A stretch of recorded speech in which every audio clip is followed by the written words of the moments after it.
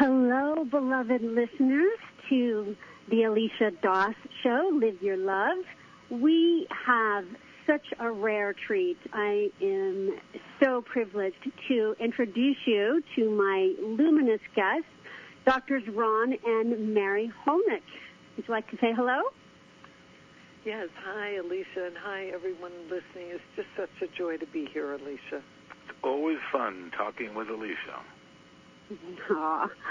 Always a joy and honor, and always enlightening to speak to the beautiful Ron and Mary Hulnick. And so, listeners, as you know, we always start with an invocation of that highest consciousness that we are and within us. And then I will tell you why you should also be so excited to learn and listen to the Drs. Hulnick, and then we will be off to the races.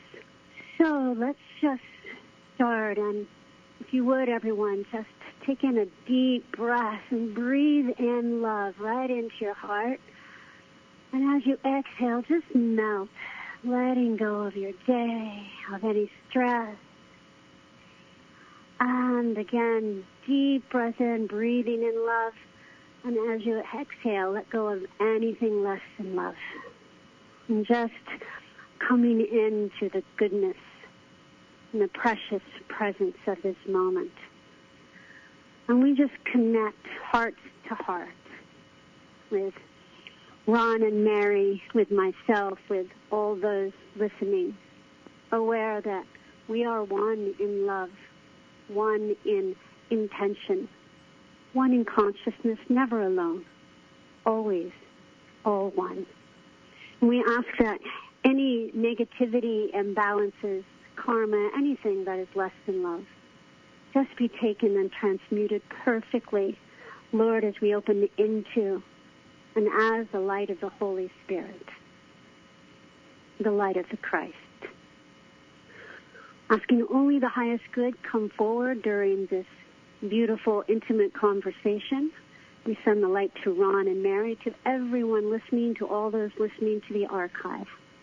We place into the light the consciousness of our planet at this time, that we might come into grace, come into a state of beingness, of divine remembrance in every way. And so be it. Amen, and blessed be. Amen. Amen. Thank you. And, all right, my beloved listeners, I'm going to tell you about Ron and Mary, Drs. Ron and Mary Hulnick. And I just want you to know that this is a very unusual bio, because I have personal, decades-long experience with everything in this bio, and every word of it is true. I can be a witness to that. So it's just so delightful to tell you about Ron and Mary and why we should all be so excited to have them with us. So Drs. Ron and Mary Hulnick are pioneers and leaders in the field of spiritual psychology, as well as master facilitators of awakening in consciousness. They are renowned educators, authors, and the founding faculty and co-directors of University of Santa Monica, USM, where they have designed the university's extraordinary curriculum and facilitated soul-centered programs in spiritual psychology for more than 40 years. These programs provide students opportunities to experience a rich, multidimensional, soul-centered educational process, supporting deep healing and awakening into the fuller revelation of the authentic self. The golden opportunity is a transformed consciousness and life. As of 2021, the Drs. Hulnick have continued co-facilitating their life-changing programs in the online classroom.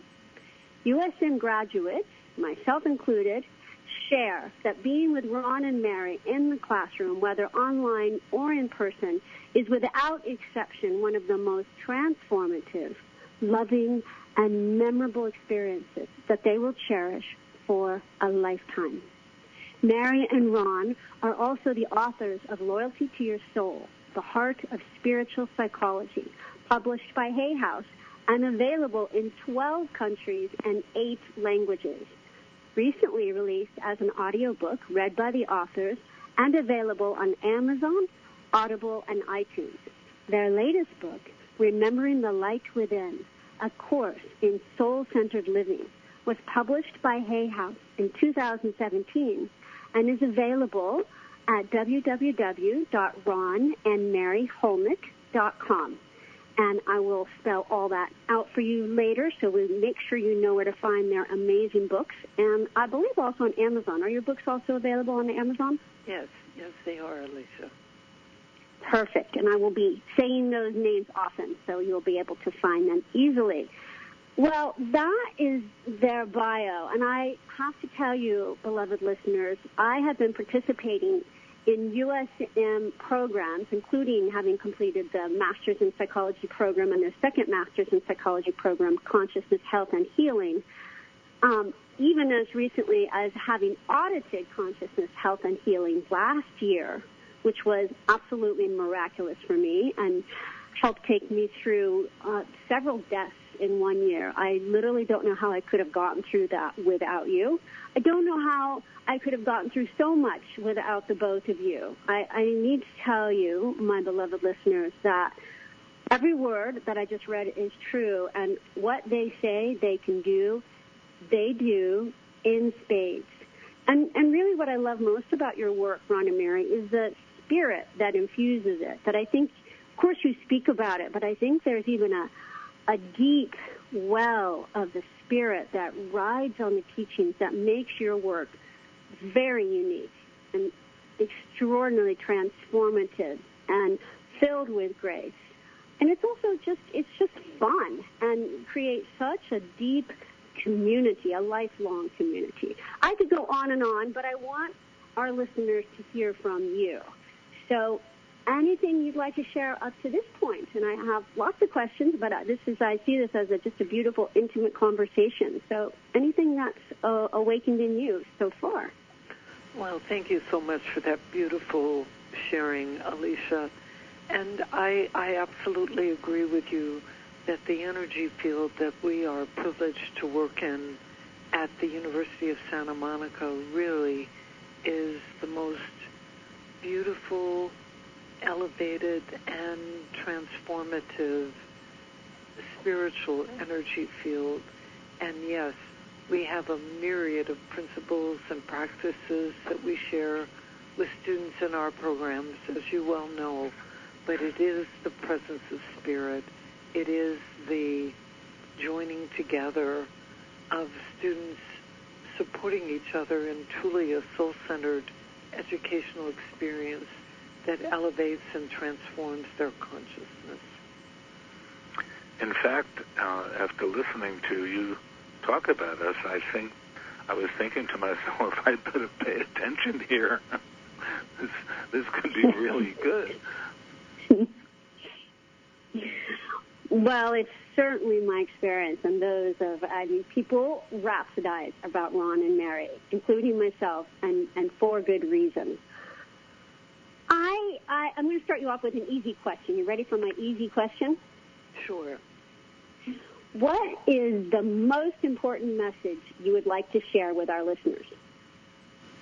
Well, for me, the most important message, Alicia, is the awareness that we are divine beings having and using a human experience for the purpose of remembering our essential spiritual nature, our essential loving nature, and that this is really the purpose for our embodiment, and that awakening into that awareness is game-changing in the most profound way, because it leads to a shift in operating system.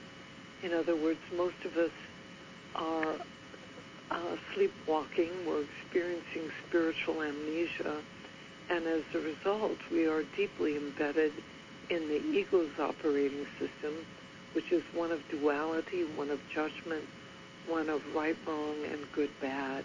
And awakening into the awareness that we are the love, that we are divine, that our worthiness is inherent, is profound, not as a concept, but as an experience.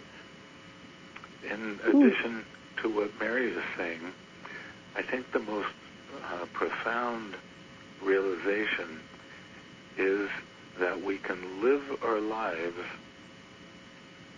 from the assumption, which to us is true, that we are spirit. We are not human beings attempting to become more spiritual. We are spiritual beings living through the best word we'd have on it on this planet would be a school system designed to help us become more and more and more aware of that loving nature that is our essence. It's not something we have to earn. We already are it. What we're really doing is simply realizing how to live from that perspective. Not an easy task. Beautiful. And I just would ask our listeners to just take a divine pause and really experience what Ron and Mary are speaking about, because in my experience, they convey not only brilliant education, but an experience opportunity of that which they speak. So just notice, listeners, if you don't feel more uplifted, calmer, a sense of what they're speaking about. So what I hear you saying is that more than trying to effort towards becoming that which we already are, it's really, as of course, reminiscent of the title of your second book, remembering the light within, really remembering who we are,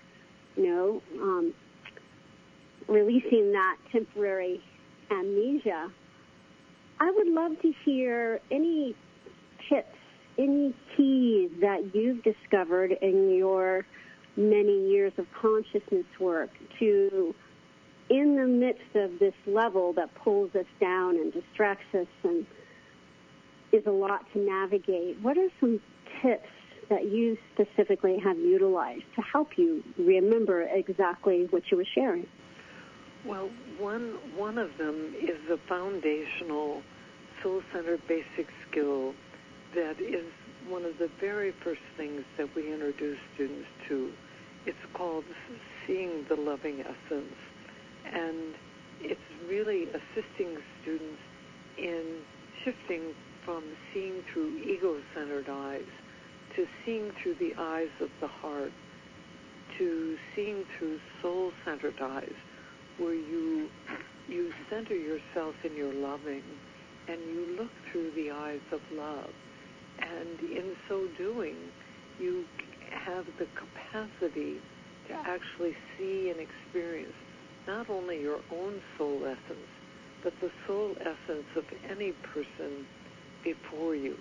And we encourage people in very consciously cultivating the practice of seeing the loving essence, of seeing through soul-centered eyes, because in so doing, they have the experience of seeing and being the love that is their essential spiritual nature. It's such a simple thing, but it is actually quite radical and can be so life-changing. Part of what it does is I think it helps people come more present in the presence of the love that they are, and it can slow them down so that in the presence they just have a greater awareness of really the miracle of love that they are and that others are. So beautiful. In addition to what Mary is saying, the first thing, and this is what we know of as the first law of spirit, is acceptance. Acceptance. And acceptance does not mean that you have to go along with whatever it is that is happening and around you and your family and your country and the world, whatever. What it means is that you, because loving is your essence, then we have the option of learning how to be and stay in that loving essence no matter what's going on in the world. Now, that may seem like a kind of defeatist position, but it's not. It's really very empowering, because to the degree that we can stay in the acceptance of what's going on and not have it disturb our peace, we are actually in a clearer, more powerful way inside to do something effective about it, because everything is so much clearer. So I just want to emphasize it's really a very powerful position in terms of what's going on in the world. It's just approached in a totally different way. This was what, for example, Nelson Mandela understood this when he worked with the Truth and Reconciliation group in South Africa after they had all that apartheid stuff that was going on and whatnot. So it's not a sit back and do nothing position. It's actually a position of great power. Absolutely. I would love to hear, just to help our listeners get more of an experience or vision of what you're talking about, if either or both of you have a story of, and of course we all love stories, where either you were in a state of ego-centered seeing reaction, or a student was in a state of that and switched into the heart-centered seeing, and how that worked out. Oh my gosh, this last weekend, Alicia, in the second-year program that we're close to completing now, we introduced a new soul-centered basic skill, neutral observation 2, and the focus of it is freedom from I'm upset becauses. And there were a number of stories that the students shared that they experienced during the process itself that were so powerful and so profound.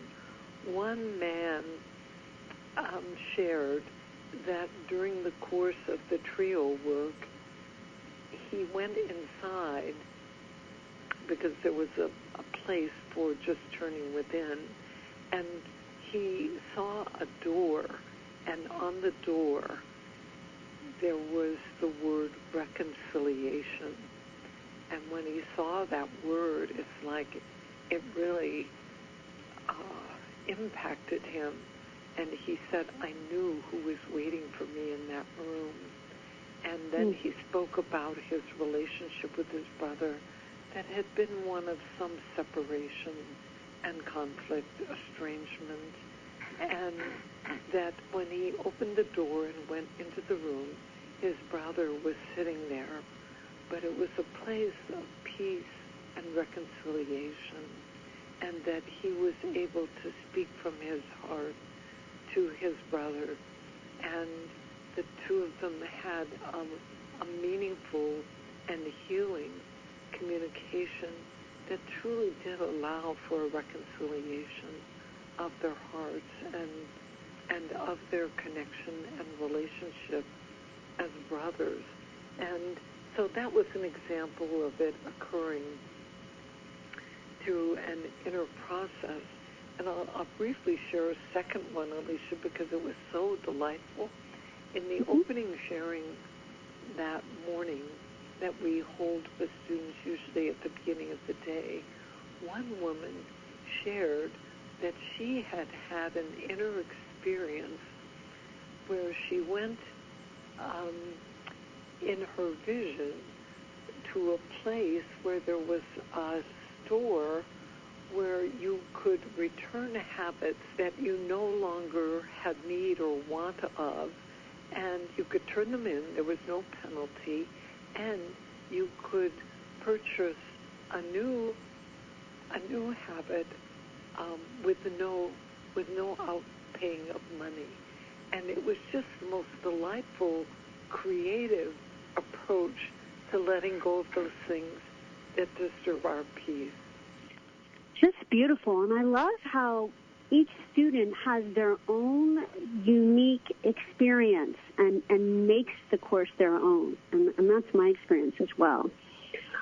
For you to share with our listeners a little bit about, you have such a universal, long-term universal audience, students from Lebanon to Dubai to Geneva to India. And we as a society, especially in this day and age with wars, etc., tend to focus on the differences, how we're different. What do you see keeps us all the same? What is the same? What is the deep core of sameness, of oneness within us that you've observed? Well, it's so incredible to have students from around the world in our online classroom. This last weekend we had an incredible sharing from a young Iranian woman who lives in this country, but of course is being deeply, profoundly affected by the conflict in Iran and the disruption that's going on there at that time, at this time. I think part of what has been beautiful about having an international audience is that we all hear in this class. We have students from 20 countries around the world, and when they share, we know the location where they live, and there's something about that that underscores not only our shared humanity, but that this soul essence is present in each one of us. And it is such evidence to me of the greater awakening that is taking place on the planet at this time.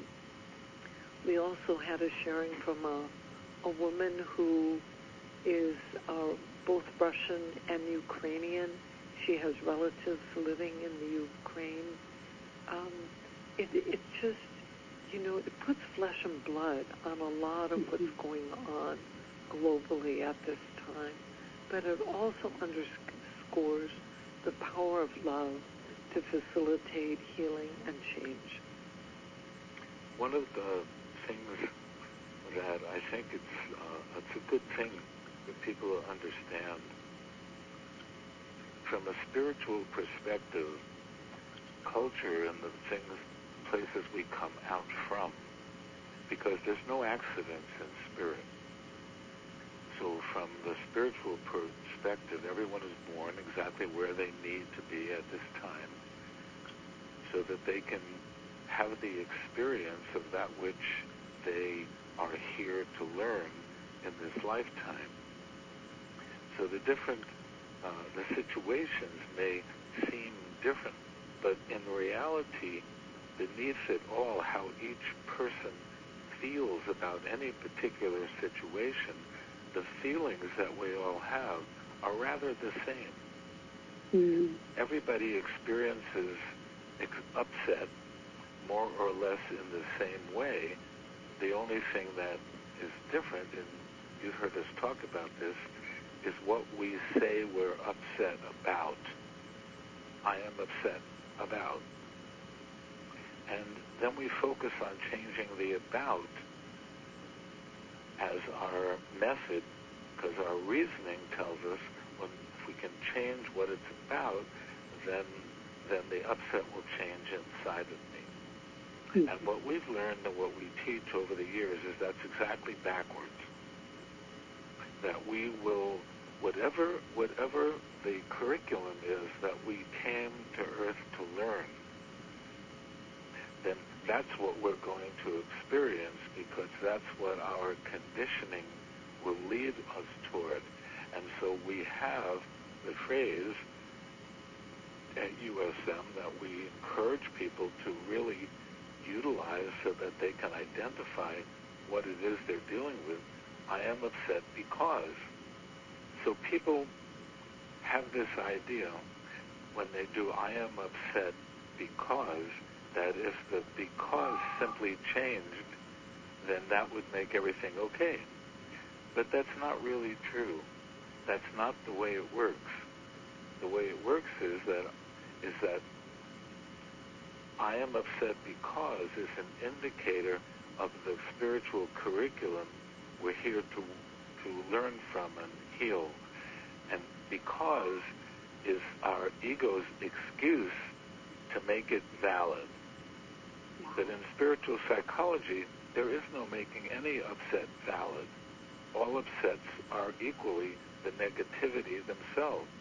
Anytime we move into an upset about anything, we're upset. We're in disturbance. That's negativity. There's no valid reason. It's the way we're wired, or our programming, or what we choose to hold on to as our belief system. So we have found over the years that when we can help people change that, lo and behold, the disturbance that's felt emotionally disappears. Wow, what a finding. What an amazing discovery. Absolutely. Beautiful. And I love that you have the unique perspective of so many different age ranges and cultures and creeds and races, etc. And it all comes down to the same challenges, the same glories, and you have a really unique perspective of that. I loved your stories of that. And I would love to hear, just piggybacking on this of letting go of I'm upset because and coming into more of a, to me, at my parlance, spiritual curriculum, spiritual context. I would love to hear a little bit more. You've already very much touched into it, but I'd like to hear you go a little bit more into how can we live as in this spiritual perspective, in this spiritual context of which you speak, in current times with the challenges of war and recession and et cetera. How do you personally choose into a place of balance and peace and that heart-centered perspective with current challenges? Well, to me, my spiritual practice, my spiritual exercises, some people might refer to it as meditation, is really foundational. But there's so many other practices that we teach, and one of them is the recognition that judging things as either right or wrong, moves us into a state of separation inside, which contributes to mental anguish and emotional pain. And so to recognize that learning how to hold my center, learning how to look through the eyes of love as a practice is very powerful. But what do we do when we find ourselves in judgment or in emotional upset, anger, hurt, resentment, whatever the condition may be? And to us, part of it is an act of recognizing, first and foremost, I'm upset, I'm out of balance. This is an opportunity for me to take responsibility for my own inner state at this time, and that I can work with a practice that we consider so foundational to this work, the practice of compassionate self-forgiveness, where I forgive myself for judging myself, for judging someone else, judging a condition in the world, a circumstance or situation. It's judgment that creates so much of our suffering and pain. And in addition to what Mary is saying, that is so hard to change, because it means that we have to consider that another person's perspective may be just as valid as ours. And that is really hard. I'm upset because you did this, and that's wrong. How do I know that's wrong? Well, I learned that growing up. That's the way we did it in my family. That's the way we did it in my culture. the way we did it in my religion. That's the way we did it. I mean, these are just absolute truths. And the fact of the matter is, no, they're not. No, they're not. They're just beliefs. They're just beliefs. The only absolute truth is that each one of us is a divine being using a human experience, just like if we were enrolled in a school. Mm-hmm. We always say Earth is a school for the evolution of consciousness. But it's having the willingness to get off one's position and consider another possibility that is the key here, and that is not an easy thing to do. It's the whole thing. The most basic key is accepting personal responsibility for the disturbance that's going on within our own consciousness, rather than blaming it on someone else. It is so freeing, so liberating, and so empowering, but sometimes not so easy because of the ego's operating system and the so wanting to be right. I mean, that's the way we were brought up. It's universal. Absolutely. And you know, my listeners, I want to tell you, I have a little secret that I'm going to share with just the three of us, the four of us, and our few 100,000 listeners. I actually have had the privilege of seeing Ron and Mary up close and personal, actually living with them. They were so kind to open their home to us for a short period of time when I was on bed rest and pregnant. And they walk their talk. And I think that's why you are such extraordinary. I hope you don't mind me sharing that secret. But I think that's why you are such extraordinary teachers, because you really live what you teach. I saw it over and over. Well, to me, you know, congruence is extremely important. And we're all human. And so we're all in the Earth School classroom. We all come with our own unique spiritual curriculum. But the thing that's so wonderful is that learning these principles and practices and putting them into practice in your everyday life, they become a way of being and a way of life. And as you become more masterful in utilizing the principles and the practices, a lot of life gets a lot easier. It doesn't mean that there's never any disturbance or upset, but we surely do know what to do when we experience it and how to get back to the loving. And let me just piggyback on what Mary is saying, just because we're on that subject. The first thing that we have to do, oh God, this is so hard. The first thing that we have to do is we have to stop. And we have to say, you know, wait a minute. I'm the one that's upset here, and blaming it on something going on outside. And does it have to be that way?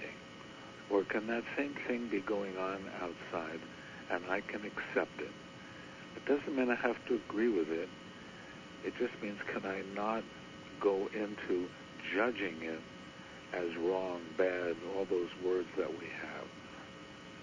And if you think about it, it's only when two people from opposite sides of anything will come into a conversation, be it facilitated or not, where they can come into a conversation where no one is being made wrong, each person's side is being heard and acknowledged, and then the question is asked, well, how do you feel about that person sitting across from you now that you've come this far?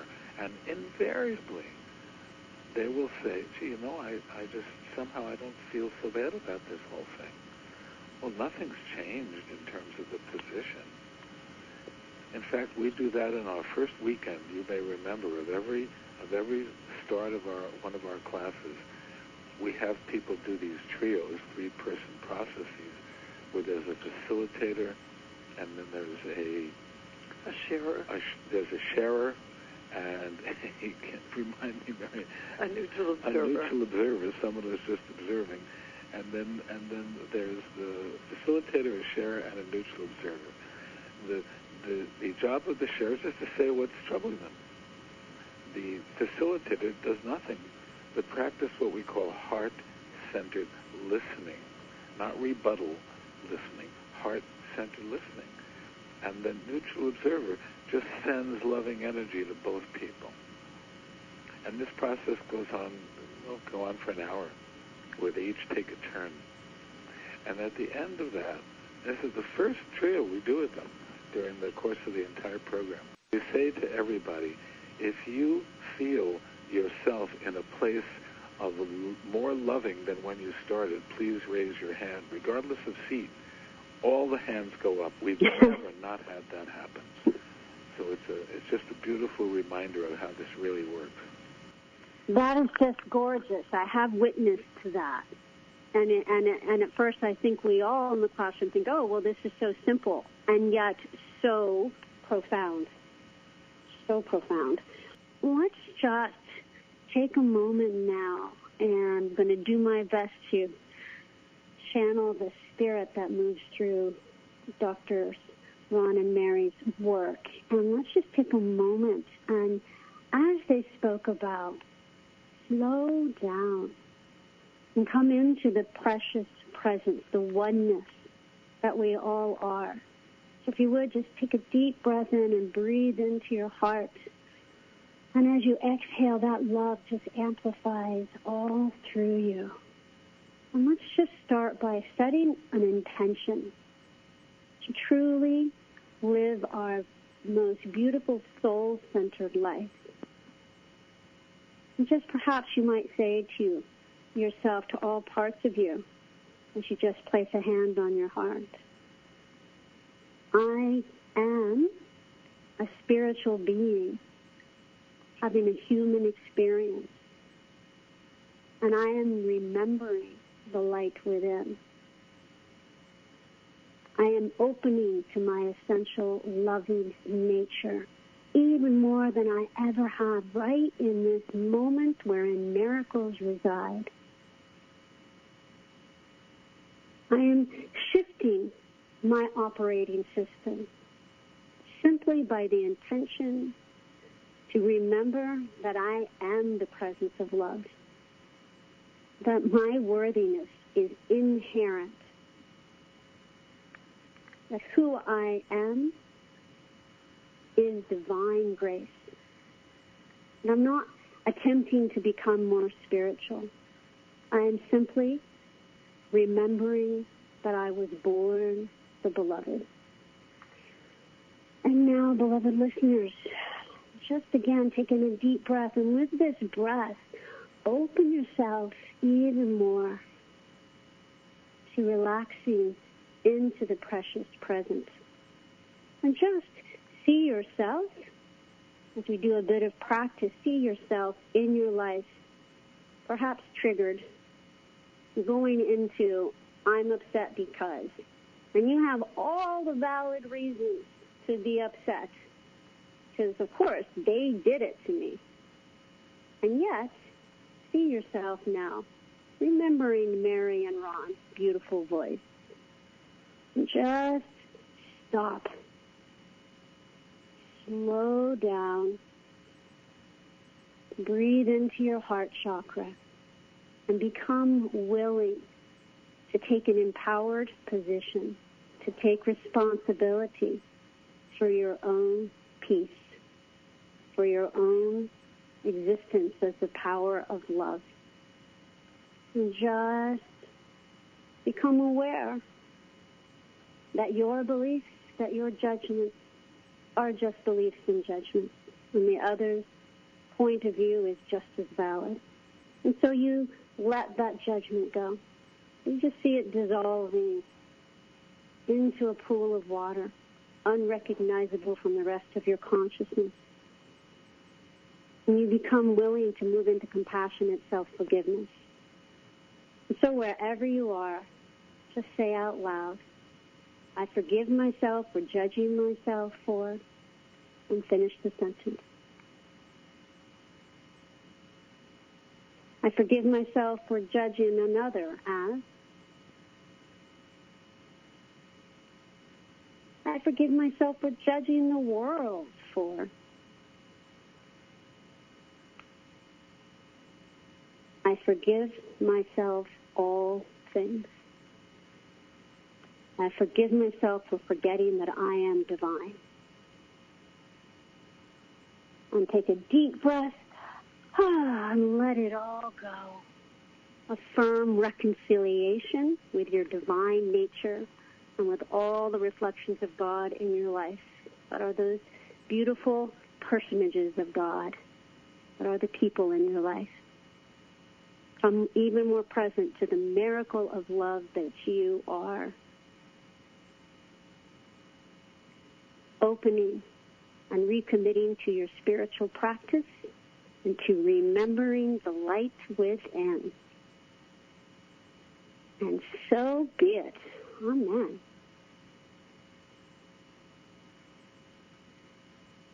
So, my beloveds, I'd love to hear any closing thoughts that you have.